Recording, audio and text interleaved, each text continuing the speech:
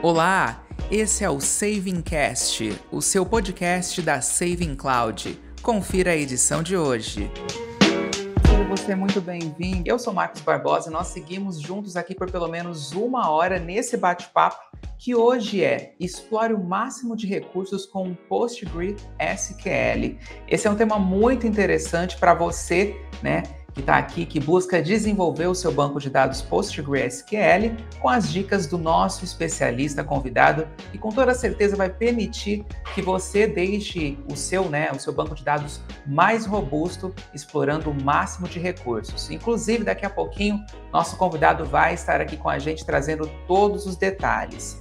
E falando do nosso convidado, hoje a gente recebe pela segunda vez, o querido Rafael de Peri, nosso especialista back-end pela TechGuru, a sua plataforma tech, que oferece, inclusive, o nosso evento aqui hoje, e usuário master PostgreSQL. Lembrando que o Rafael tem mais de 10 anos de experiência utilizando diversas aplicações e bancos de dados, entre eles o que nós vamos falar aqui hoje, que é o PostgreSQL. Então, daqui a pouco a gente vai estar aqui com ele, tá certo? Ele vai responder perguntas como, veja só, o que é pgdump e por que ele pode ser um vilão no seu backup, e também como o comando vacuum pode ajudar a organizar os seus dados e otimizar a performance do seu banco, é claro. Como eu falei agora há pouco, o nosso evento ele é um oferecimento da TechGuru, e para você que não conhece a TechGuru, eu vou explicar um pouquinho aqui para você a respeito da nossa plataforma, a sua comunidade tech como um todo. Ela é uma plataforma que reúne conteúdos sobre as mais diversas aplicações, para você que ainda não participou, nunca acessou, tá aí a oportunidade. Então a gente fala lá sobre Kubernetes, WordPress, Firebird, Windows, banco de dados MySQL. Então é muito importante que você já faça parte da nossa comunidade tech. O site é o techguru.com.br. E você participa de que forma? Você participa nos grupos de discussão e compartilhamento de ideias e conhecimentos. Tem grupos no WhatsApp, Telegram, Facebook, no Reddit. Então há muitas formas de você participar. Tem sempre conteúdos de muita relevância que a gente posta toda semana lá, conteúdo para você. E para seguir as redes sociais também, para não perder nenhum conteúdo, tá tudo aí, ó. TechGuru oficial em todas as redes sociais. E aproveitando aqui, siga também as redes sociais da Saving Cloud, gente. Lá tem sempre muito conteúdo, tem interatividade com vocês também. Todas @SavingCloud. É só ir lá e seguir a gente também, certo? É bom demais. Chega de espera, então, nós recebemos agora aqui ao vivo Rafael de Peri. Boa tarde para você, Rafael, como vai? Olá, gente, boa tarde, espero que todos estejam bem. Isso aí. A gente começa então com o Rafael aqui, numa introdução sobre o banco de dados PostgreSQL, e na sequência a gente tem a nossa tradicional rodada de perguntas. Rafael, é com você. Perfeito. Bom, como o Marcos já deu a introdução, hoje a gente vai falar um pouquinho sobre o PostgreSQL, uma popular Postgres, que o pessoal sempre comenta, Primeiro eu vou falar um pouquinho sobre mim. Eu sou graduado pela FATEC aqui de Americana, Terminei em 2013, faz um tempinho. Atuei basicamente mais de 10 anos de experiência só como um desenvolvimento como back-end, Eventualmente a gente precisa mexer em outras partes. Mas vou tentar trazer um pouquinho aqui sobre a minha experiência sobre o Postgres como desenvolvedor, os problemas que nós tivemos aí para a implantação de diversos tipos de aplicações, que ao longo desses 10 anos aí eu tenho trabalhado. Eu trouxe aqui, preparei para vocês, eu vou dar um contexto histórico sobre o Postgres, como que ele surgiu, essa ferramenta, algumas características básicas desse banco de dados, algumas vantagens que eu, como desenvolvedor, percebo, e também algumas interações com alguns DBAs, também passaram para mim. Gostaria de compartilhar com vocês, e também algumas dicas de escalabilidade que a gente pode adotar nos nossos servidores Postgres, Bom, no contexto histórico, como muitas das ferramentas de tecnologia, o Postgres nasceu de uma iniciativa militar, isso na Universidade de Berkeley, isso em 1986, então faz mais de 30 anos que o Postgres tem sido evoluído. Eventualmente, quando a gente vai falar um pouquinho sobre o contexto militar, isso vai permear sobre toda a história do Postgres, o principal foco é a consistência, né? É a capacidade de garantir que os dados estão corretos, né? Então, essa iniciativa, depois que a gente passar pelos outros passos, né, pelas outras características do Postgres, vocês entenderão o que eu estou querendo dizer, né? Aí, em 1988, teve a primeira versão, bem MVP mesmo, só para analisar se de fato fazia sentido continuar com o projeto. E sim, ele foi bem aceito, né, pela comunidade na época. E essas evoluções, elas foram acontecendo até o fim do projeto, em 1993, né? Então, desde então, eles mudaram algumas regras, né, desde 1986 até 93, mudaram as regras do Postgres, né, e também adicionaram algumas funcionalidades. Só que acho que o pulo do gato aqui, na minha visão, foi uma versão, né, que após o fim do projeto, né, o nível acadêmico, né, esses dois desenvolvedores, né, o Andrew Yu e o Jody Chen, eles incluíram o interpretador SQL ao Postgres e batizaram como Postgres 95. É um nome que era referente à data, né, do lançamento, e logo eles perceberam que isso não ia dar muito certo, né? E nessa época, depois que eles fizeram a inclusão do interpretador SQL, eles abriram o código, né? Então, o Postgres hoje ele é completamente open source, né? Vou falar também um pouquinho sobre isso. E desde então ele tem sido evoluído pela comunidade, né? E sempre voltado muito para a questão da robustez, né? Muita funcionalidade nova, recursos novos, tanto para questões voltadas à parte de desenvolvimento, quanto também para a questão de administração, né? E uma curiosidade aqui, né? O Postgres, todo mundo conhece como Postgres exatamente por ser o primeiro nome dele, né? Então, essa tentativa de mudar para Postgres SQL, normalmente você não ouve o pessoal falando, né? Todo mundo fala sobre o Postgres em si. Mas foi uma ideia de associar que o novo Postgres também poderia aceitar comandos SQL. Né? Na ocasião, ele usava uma linguagem própria, eu não lembro exatamente o nome, mas era PostSQL, né? Na ocasião, em 96, obviamente, assim, o mercado não estava tão aquecido como hoje, mas já se notava que o SQL seria uma linguagem muito bem aceita, né? E já era aceita. E aí eu vou trazer um pouquinho das características, né? Já dei algum spoiler aí no contexto histórico, mas basicamente o Postgres ele é um banco relacional, tá? Então ele vai ter tudo que bancos dessa característica, dessa natureza possuem, né? Então tem tabelas, índices, relacionamentos, view, storage procedures, triggers. Importante aqui, até falei sobre o MySQL tem também, só que o Postgres tem recursos mais avançados, mais fáceis do ponto de vista ali, de administração. Vou falar um pouquinho depois no futuro, mas só para já trazer o comparativo. E ele utiliza a linguagem, né, SQL, como eu disse, podemos definir os dados, né, manipular, fazer as transações e também realizar as consultas, né, dos dados salvos na nossa base.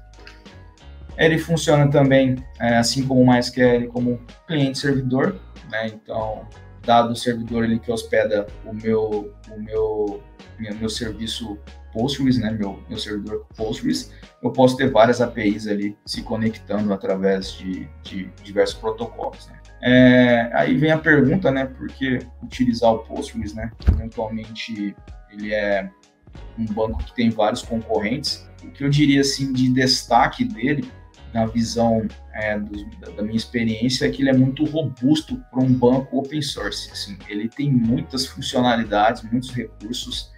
A gente consegue ver uma geração nativa de UID, que em alguns bancos open source é um pouquinho doloroso. Ele tem a capacidade também ali de trabalhar com JSON. A última versão, inclusive, deu a capacidade, fornece a capacidade de fazer consultas dentro desses JSONs salvos na nossa base.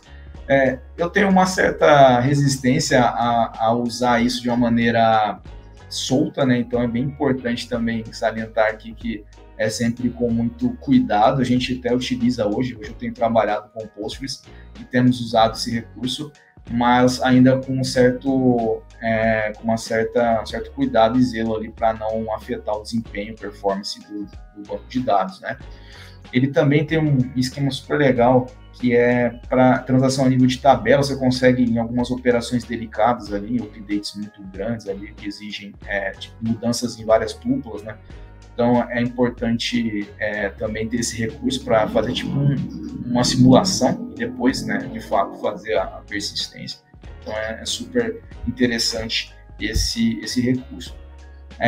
Um outro ponto também que é muito maduro, que eu sempre destaco nele, é o PostGIS, né, que é o mecanismo dele para cuidar de dados espaciais, né, longitude e latitude. Ele tem muitas funções ali dentro dele, você consegue trabalhar de uma maneira muito, muito tranquila, né. Eu já mexi com o MongoDB e conversando com outros desenvolvedores, eles dizem que não perde nada, assim. Então, suponho que seja realmente, de fato, uma funcionalidade bem interessante para quem precisa trabalhar ali com geolocalização. E outros pontos também que dá até para a gente sentir em relação ao MySQL é a questão dos tipos de dados, né? O Postgres tem mais opções, né? Então, tem text, tem o array, tem o enum, tem o próprio JSONB. No MySQL, você teria uma certa restrição em relação a isso. Então, eu gosto bastante dessas funcionalidades. Você consegue salvar o dado de maneira um pouco mais adequada à sua situação, à sua demanda aí da sua aplicação. Um outro ponto interessantíssimo é a consistência. Ele usa o MVCC, né, Multi-Version Concurrency Control. Basicamente, quando você vai fazer suas transações, ele traz um snapshot da situação da tupla, né, do registro, na memória para o usuário 1 e usuário 2 da mesma maneira, né? Então, você, ao fazer as alterações, se não houver nenhum tipo de alteração concorrente, ele não vai fazer o bloqueio, ele consegue fazer o merge. Então, isso é bem interessante, ele deixa bastante consistente e também, de certa forma, ajuda na performance, apesar que não é o foco do Postgres, né? Performance, não que ele seja lento, longe disso, né? Mas a performance, ele existe, mas não é o primordial. O primordial é a consistência, a disponibilidade, a robustez, né? Ele também tem essa questão de não bloquear a consulta, né? Em relação à escrita. Então, ele consegue, através do MVCC, fazer esse tipo de controle ali em tempo de execução. E, por esse motivo, ele também, em cenários onde há multi-usuários, né, por não travar um ou outro, ele se torna uma opção super interessante, inclusive em questão de desempenho, como eu disse. Outro ponto que também comprova a robustez dele é a questão da extensibilidade. Ele tem uma cobertura vasta de diversos casos de uso, né, como o próprio UID que eu comentei. Você pode criar suas próprias extensões se você precisa eventualmente criar algum tipo de dado diferente. Com certeza, né, é complexo, eu nunca precisei fazer isso, mas ele te fornece essa opção, né? Então é super interessante para quem precisa, né, dessa funcionalidade. Um ponto que eu sofri muito com o MySQL, quando eu trabalhei com ele, foi a questão do encode padrão dele, né, que é o Latin 1 na época. Hoje, se eu não me engano, eles atualizaram para o TF também.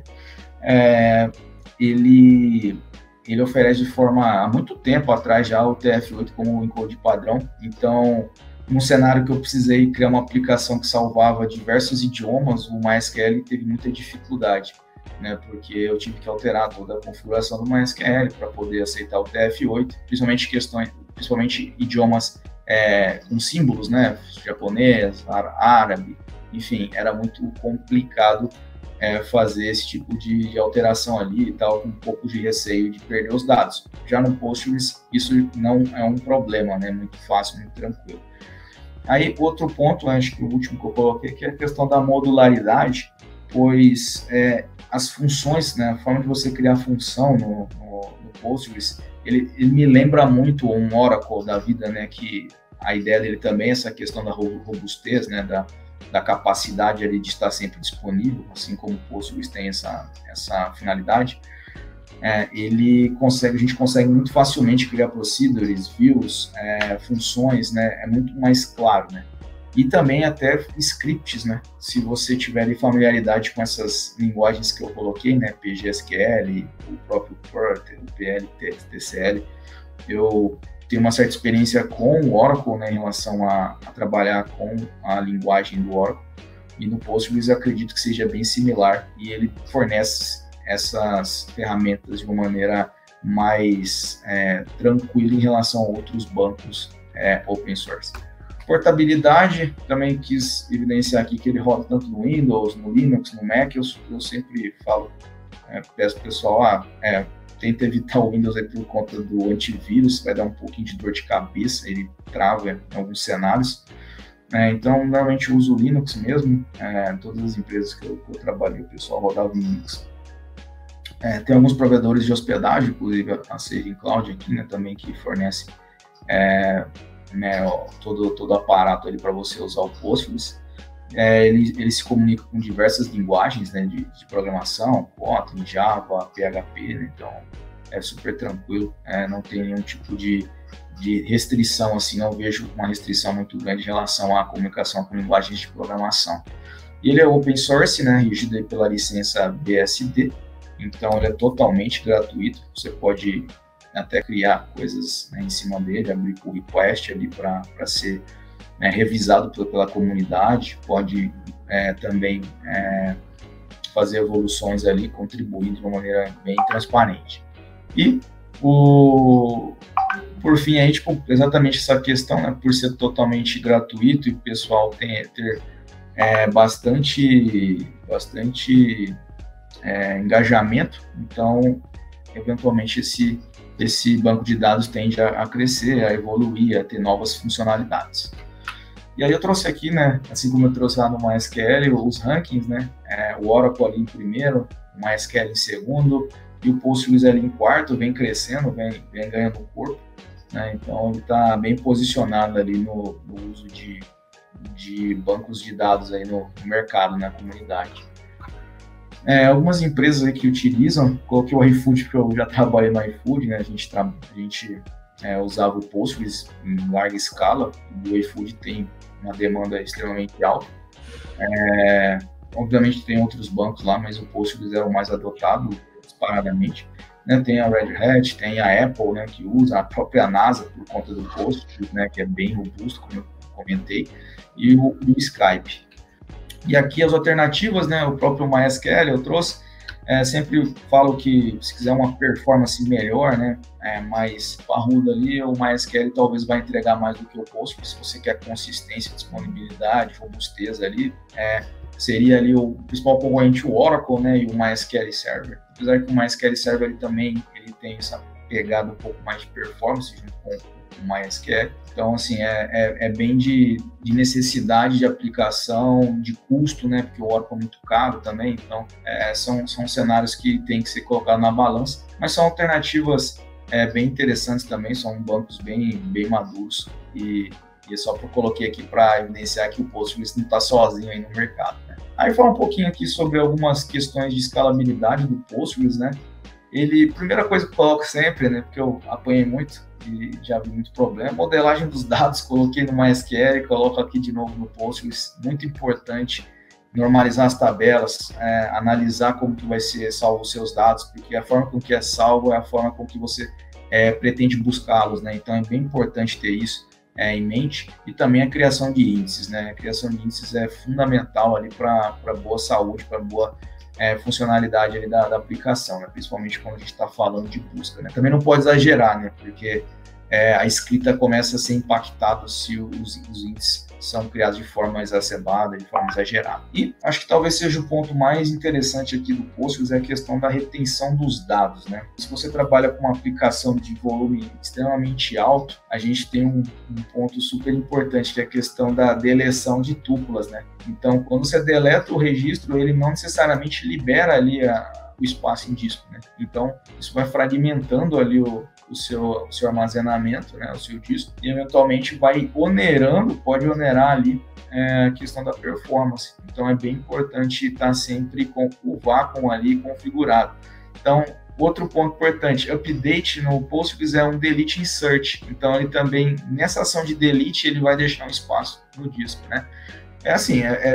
Deixá-los tranquilos, tem o vácuo ele vem numa configuração automática, mas eu sempre falo assim, é importante ter um monitoramento, né, da situação, verificar se está tudo certo, se está funcionando adequadamente, se as configurações de memória elas se adequam realmente à sua necessidade. Talvez tenha que ser um pouco mais agressivo, aumentando um pouco a memória, né? Talvez tenha que colocar algumas políticas ali de limpeza, né? Tem a forma manual de fazer isso, né? Você consegue executar o vácuo para liberar esses espaços de memória, para ficar tudo certinho ali, descompactado, né? Desfragmentado, desculpa. Mas eu sugiro sempre deixar uma forma automática, dá para configurar isso de maneira adequada, até para atender toda a situação que sua aplicação requer, né? E tem o completo, esse eu desencorajo um pouco, porque ele trava a tabela no momento que ele está fazendo essa limpeza.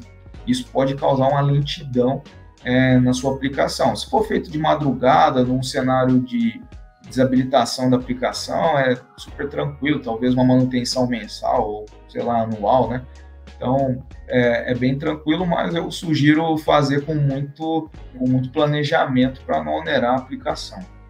E aí tem uma extensão, né, super interessante que o Postgres, extensão, qual eu falei, é um banco que pode, né, adicionar extensões, a comunidade criou, né, o PG Repack, ele funciona online e ele não bloqueia as tabelas, né? Eu não sei exatamente em detalhes, né, a funcionalidade, eu vi que é bem interessante, tem algumas empresas que utilizam, como o OneSign, né, que é uma empresa de mensageria, de pushes, né, notifications, e eles utilizam. Então, ele fica ali vasculhando, limpando as fragmentações do disco e vai limpando os buracos, né? Então, eventualmente, nossa consulta não vai ser onerada, a escrita, depois a gente vai falar um pouco, também não vai ter nenhum tipo de problema, né? Nós vamos conseguir manter uma performance legal, né, e adequada. Aí depois um ponto que eu sempre coloco, né, importante, é saber o perfil da aplicação, se é um microserviço, um monolito, porque se você tem um monolito, eventualmente vai ter mais volume de dados, né?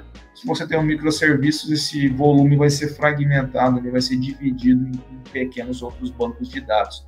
Então, a manutenção em si, ela requer menos ações ali, né? Enquanto a questão do monolito, obviamente, a gente vai ter que trabalhar com bastante política de retenção de dados, né? Talvez até partição ali, né? Você particionar o seu banco de dados, né? Então, uma boa prática, eu nunca implementei, né? Já vi algumas empresas fazer, mas é mais um assunto de DBA ali, vamos assim dizer. Aí tem a questão também da forma com que você quer escalar o seu banco de dados, né? Tem o vertical, né, que é aumento de recursos, né? CPU, memória.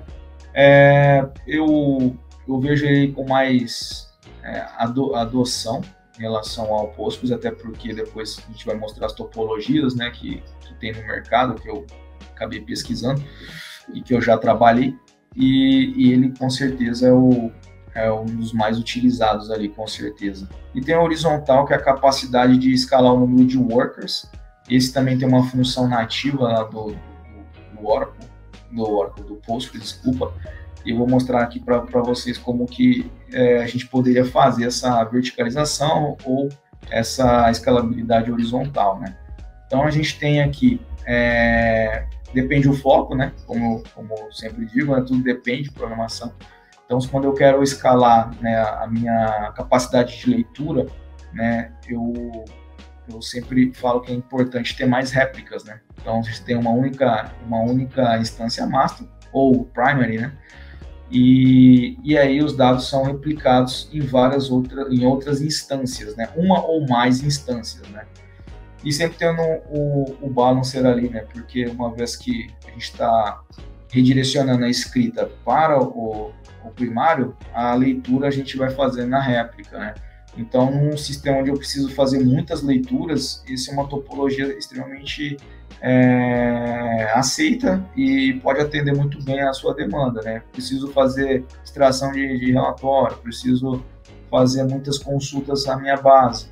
Essa é uma boa solução e é uma das opções que a Saving Cloud até oferece aqui, né? O balanceador de carga, eu coloquei um aqui que é bastante usado no mercado, que é o HAProxy. Então, já deixar aqui para vocês aí uma opção, né? Eu nunca precisei implementar, mas nas empresas que eu trabalhei, utilizava-se dela, né? E aí vem um outro ponto que a gente pode fazer, não é muito comum no Postgres, mas é uma escalabilidade. Um outro ponto aqui importante, tá, gente? Se a primária aqui falecer, vamos assim dizer, uma das réplicas ela vai ser promovida a master, então isso garante toda a disponibilidade da aplicação, então pode ficar tranquilos aí que isso não vai acontecer, de perder a primária e não ter como escrever no banco de dados, né? O próprio Postgres já tem isso nativo, como a gente vai mostrar aqui daqui a pouco. E aí tem a escalabilidade de leitura e escrita, né, onde tem algumas alternativas, só que vai ter que ter uma instrumentação ali que não é nativa ali do Postgres, né? Ele não tem algo pronto, vamos assim dizer, entre aspas, pronto bem entre aspas, né, mas não fornece insumos para fazer. Então você precisa ter uma equipe ali para manter esse ecossistema. Em uma empresa que eu trabalhei, a gente tinha exatamente a segunda opção aqui, que eram várias máquinas e elas se replicavam, e todas eram master, né? Então, essa foi um cenário que eu já vi, né? E até de forma um pouco diferente. A gente tinha 2 master e 2 réplicas, né? Assim como é mais nativo ali no MySQL que eu fiz a apresentação. Mas aqui a gente tinha uma equipe de DBA, talvez a gente não tenha essa capacidade dentro da empresa. Então, é uma situação onde tem que calcular se faz sentido você ter uma equipe para fazer só isso. Depende muito da sua escala, né? E aí tem essa outra opção que é de particionamento, né? Então, baseado, vamos supor, em data, né? Eu quero só manter na main os últimos 6 meses. Então, você pode criar um shard para redirecionar os dados mais antigos para a shard 1 e os atuais para o shard 2, né? 2. Aí, quando alguém fazer uma consulta ali, tem um balancer baseado na data, ele vai pegar se é do shard 1 ou do shard 2, né?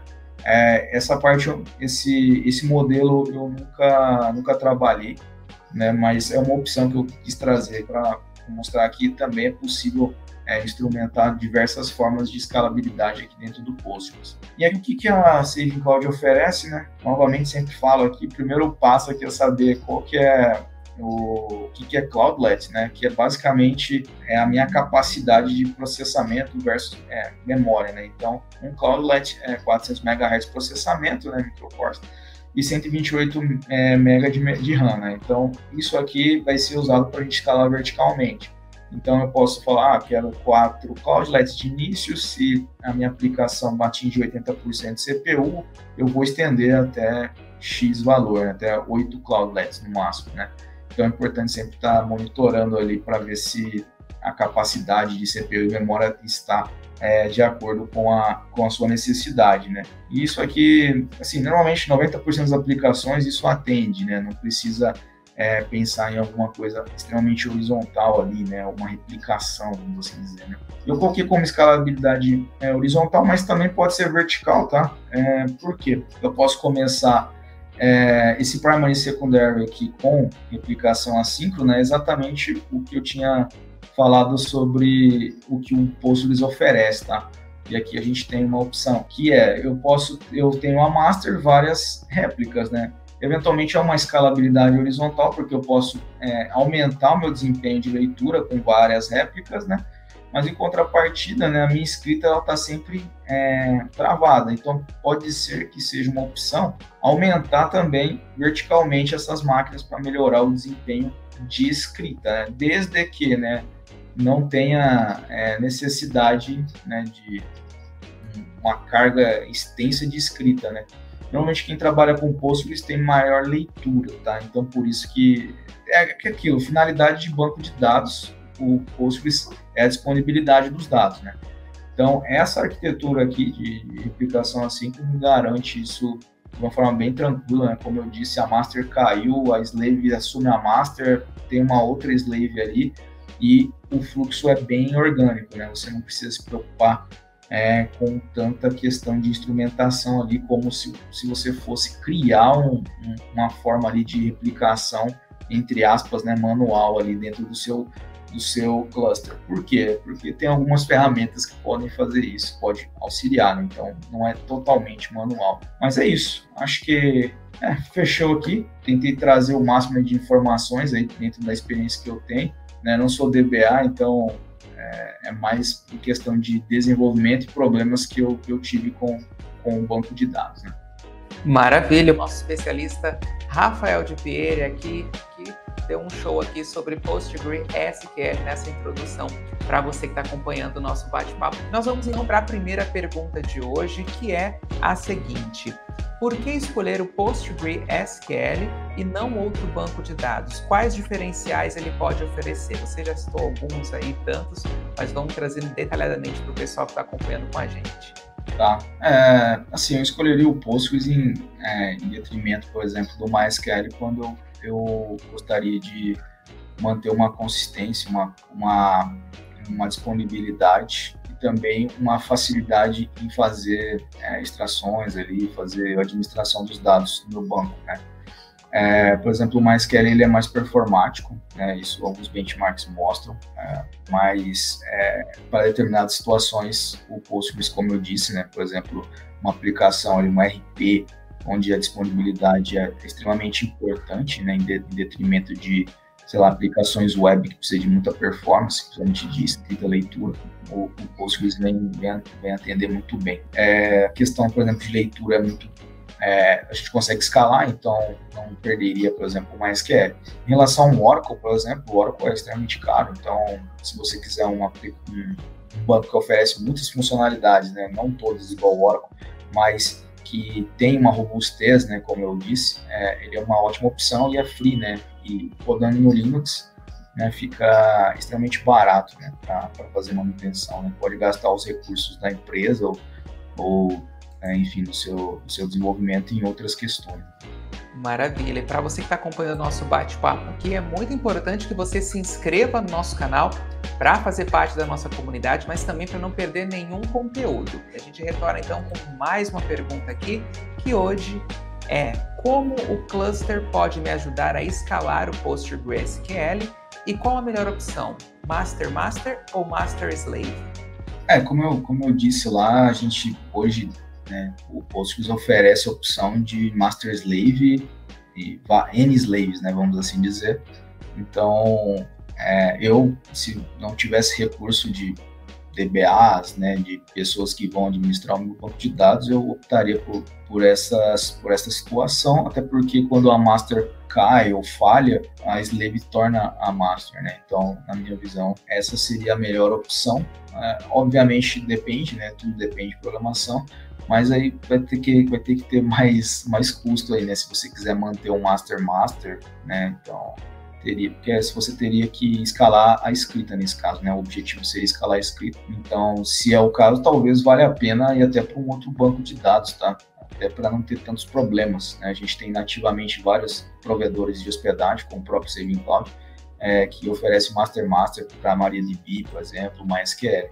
No Postgres, como eu disse, seria o objetivo dele é a robustez, a disponibilidade, um banco parrudo mesmo e open source, né? Maravilha! Quais seriam as vantagens de migrar a versão PostgreSQL 9.4.26, foi bem específico, para a versão mais recente? Assim, de bate pronto, eu não sei quais são os novos recursos, né? Porque tem bastante major versions, né? Da 9 até a 14, mas eu sempre falo pro pessoal que é super importante ter uma política de atualização de versão, principalmente para ganhar as funcionalidades novas e também resolver problemas de vulnerabilidade, problemas de segurança, bugs, né, que são encontrados nas versões anteriores, né? Então, muitas das majors vêm com esse pacote de ajuste, pacote de correções, né? E também com funcionalidades novas que você pode adotar no seu banco de dados e, consequentemente, utilizar ali na integração com a sua aplicação. Então, eu não sei exatamente os detalhes, né, de todas as funcionalidades, mas eu sempre sugiro, e óbvio, né, tipo assim, não vamos ser tão agressivos, né? Sobe da 9 para 10, sente como fica, sobe da 10 para 11, sabe? E vai gradativamente até chegar a 14, para não termos esse problema de incompatibilidade, tá? A gente sempre Eu sempre falo, pessoal, vai devagar, gente, vamos com calma, até chegar na versão mais atual. Inclusive, a gente está fazendo esse trabalho aqui para remover várias vulnerabilidades, por exemplo, né, que a gente tem algumas aplicações que validam, né, que verificam se tem alguma vulnerabilidade de segurança nas dependências, por exemplo.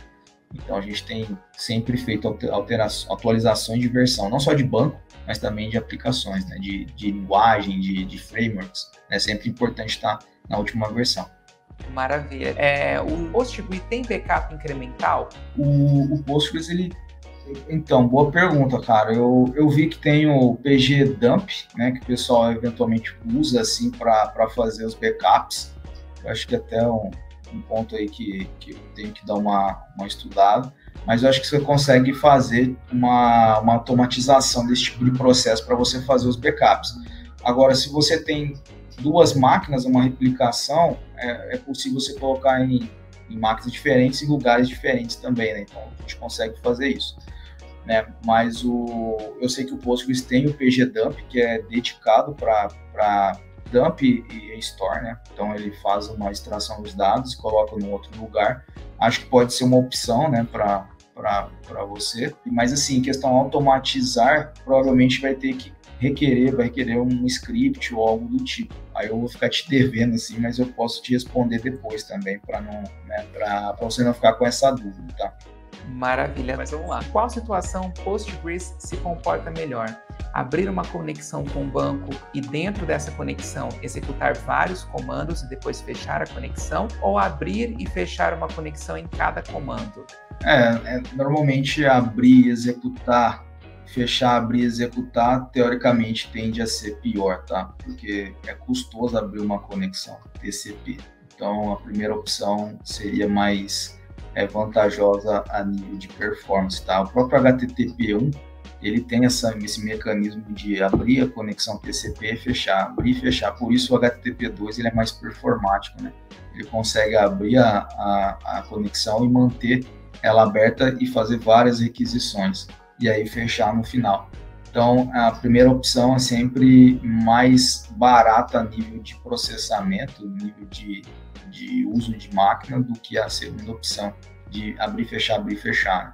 Mas, assim, depende também do processo, né? Se for algo que você precisa executar tudo de uma vez, né? Por exemplo, você vai inserir vários registros, né? Mais interessante a primeira abordagem, você faz em lote, né? Então, você economiza esse gasto com a abertura e o fechamento da conexão. Não sei se Maravilha. A gente vai para a pergunta que a gente tem aqui. Você tem algum conselho de ferramenta de monitoramento e integridade de banco? Em relação à ferramenta de monitoramento, a gente já usei o Datadog, uma ferramenta que é paga, né? Então, teria que ver qual é o custo. É gratuito, eu nunca usei, então eu aconselharia dar uma olhadinha aí no Datadog. É bem interessante, assim, eu gosto bastante de consultá-lo, assim, bem tranquilo. Se for para questão de desenvolvimento, tem o PG Admin 4, que roda no browser, tem o The Beaver, que eu uso, né, com mais frequência, mas se é para questões de administração, de monitoramento mais no fino ali, né, eu aconselho uma ferramenta como um Datadog.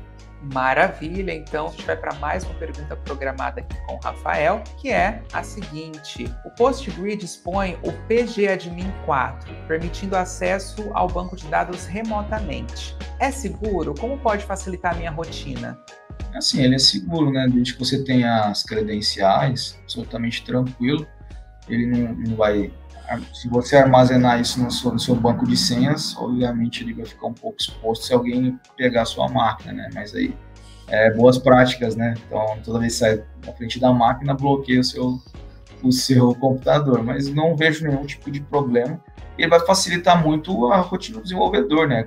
Criar manipulação de dados, né? Inserção, input, inserção, update, delete, consultas, né? Então é bem interessante, criação de procedures, se for o caso, triggers e afins. Então, sim, acho que ele é uma boa ferramenta e facilitaria assim, a sua rotina.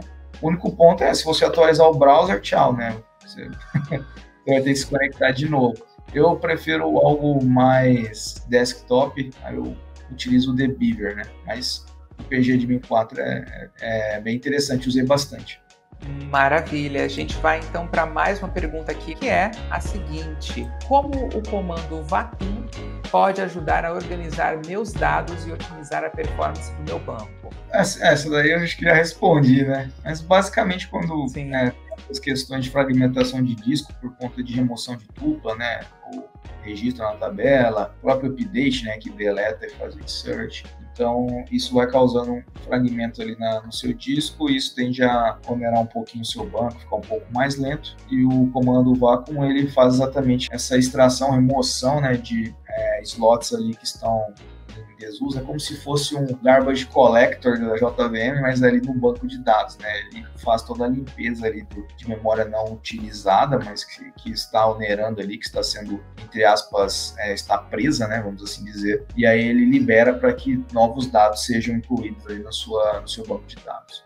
Perfeito, Rafael. Então vamos retomar aqui essas perguntas de hoje, e a próxima é a seguinte, vamos lá. O que é PGDump, né? Você falou um pouquinho na introdução, e por que ele pode ser um vilão no meu backup? Como eu disse lá, ele é uma extensão do Postgres para fazer backup e restauração. Assim, o que pode acontecer, né, quando você está fazendo esse processo, ele consumir mais capacidade de CPU, né? Porque ele vai estar fazendo bastante I/O ali, né, para pegar os dados.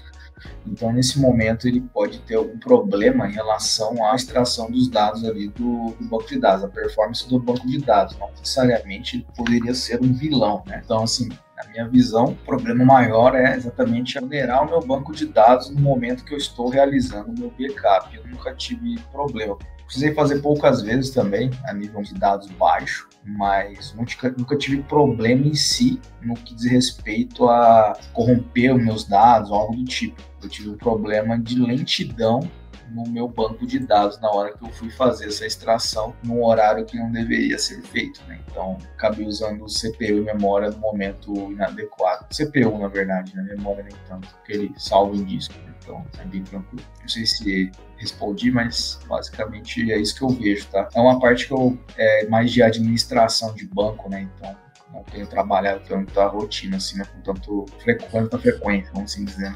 Maravilha. Vamos para mais uma pergunta, então.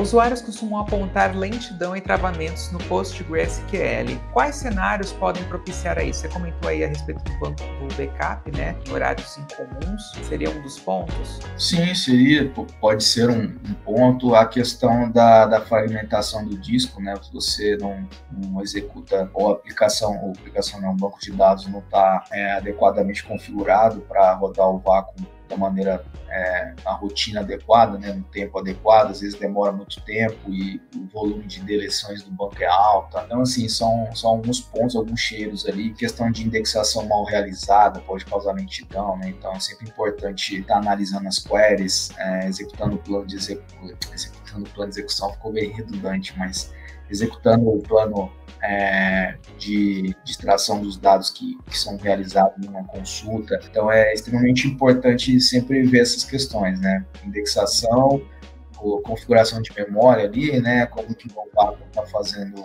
a administração das ações de disco, e também a questão de quando eu vou extrair um dado, um relatório, qual horário eu estou fazendo isso, ou como que eu estou escalado para fazer isso, né? Se eu precisar de um relatório, por exemplo, faz sentido ter uma réplica, né? Buscar uma réplica específica do que propriamente buscar numa master, por exemplo, né? Você vai onerar a escrita também, você tem vários problemas aí vários gargalos que podem acontecer por conta disso, né? Maravilha, Rafael. A gente vai então para a última pergunta aqui do nosso bate-papo de hoje, que é a seguinte: como a plataforma da Saving Cloud pode contribuir para escalar o meu banco de dados Postgres? Então, basicamente, ele dá duas opções, né?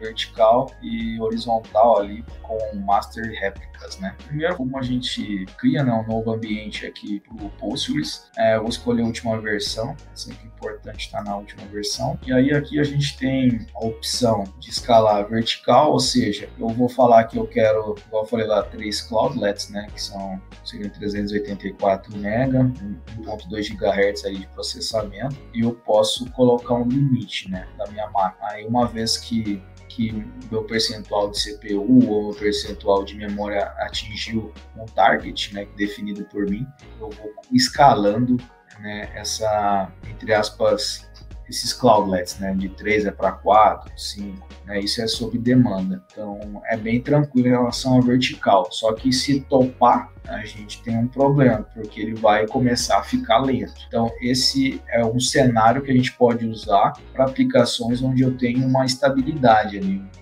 padrão, sabe?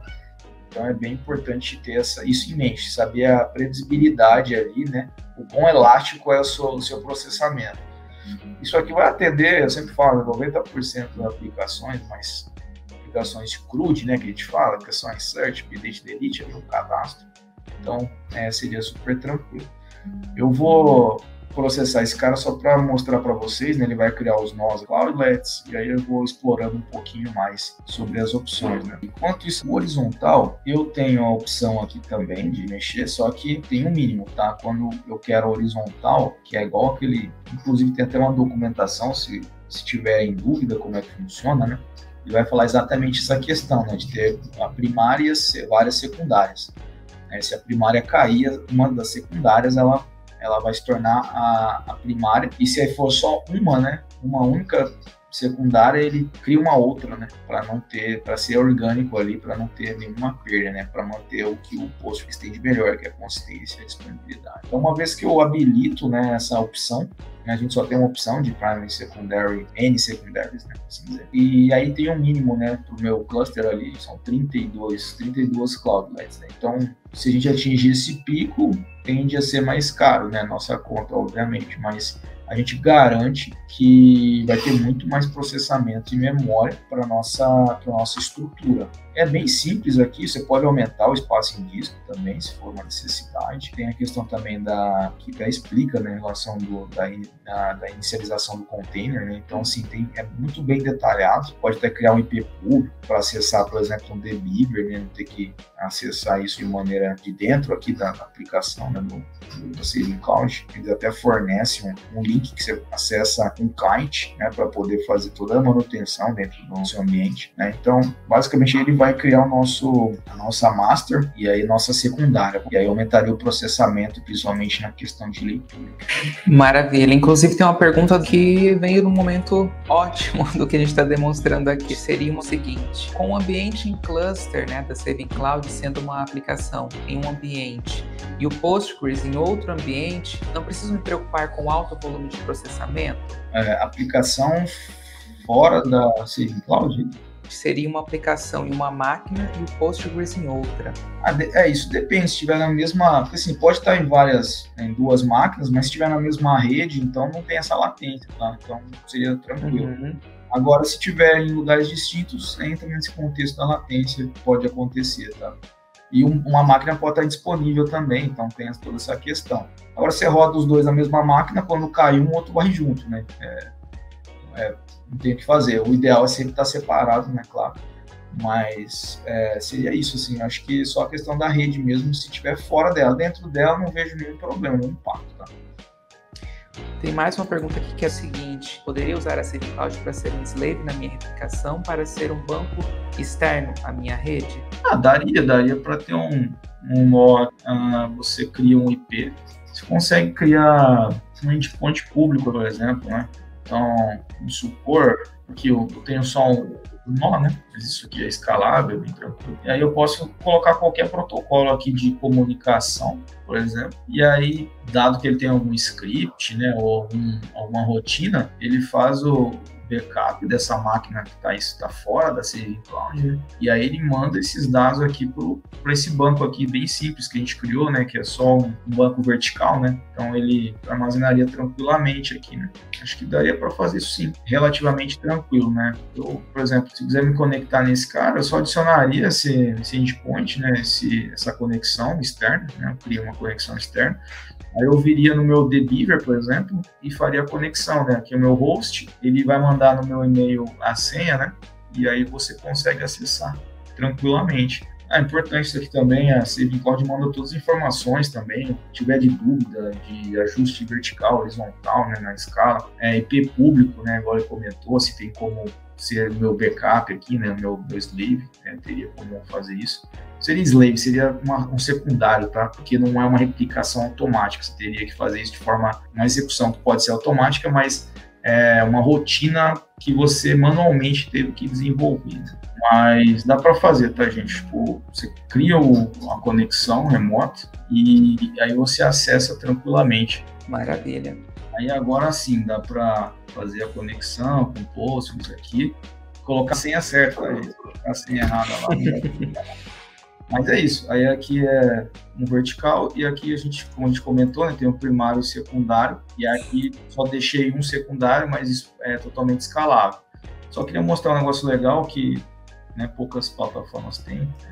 Toda a questão de monitoramento, que a gente pode monitorar iOS, RAM, disco, então se a gente consegue fazer um monitoramento, ver se ele está topando, uso de CPU, e assim, é bem versátil, que dá para fazer bastante coisinha aqui com todos os monitoramentos, ferramentas que a Saving Cloud oferece, né?